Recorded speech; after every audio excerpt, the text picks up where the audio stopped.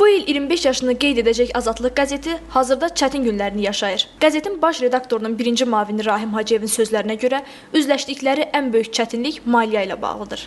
Bunun da nəticəsidir ki, işçilər əmək haqqlarını ala bilmir. Rahim Hacıyev Kanal 13 açıqlamasında qəzetin fəaliyyətinə mane olan amillərdən danışıb.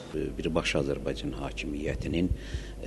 hakimiyyətin qanunsuz əməllərini, korrupsiyasını ifşa edən bir qəzetə qarşı apardıq siyasətin nəticəsidir. Konkret addımlar atılıb qəzeti susturmaq üçün. Bunlar astronomik məhkəmə cərimələri olub. Bunlar yayım deməli şəbəkəsinə aid olan bütöv strukturların sıradan çıxarılması yolu ilə olub və çox tamamilə qanuna zidd olan qərarlar verilib, metroda qəzet satışı qadağan edilib, kifayət qədər ciddi maliyyə vəsaiti biz əldə edirdik. Bundan başqa, deməli, yanvar ayında səyyar qəzet satıcılarına qarşı qəbul olunmuş qərar da bilavasitə azad mətbuatın və ilk növbədə Azadlıq qəzetinin susturulması üçün. Çünki məhsulu istehsal etmək azdır.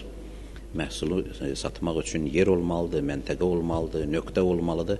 Bilavasitə bax, belə nöqtələri sıradan çıxartmaq, belə məntəqələri, strukturları sıradan çıxartmaqla son nəticədə bizi sıradan çıxartmaq qərar alınıb. İndi çox vəziyyətimiz hədsiz dərəcədə ağırdır, çünki başlıca gəlir mənbələrinə məhrum olmuşuq.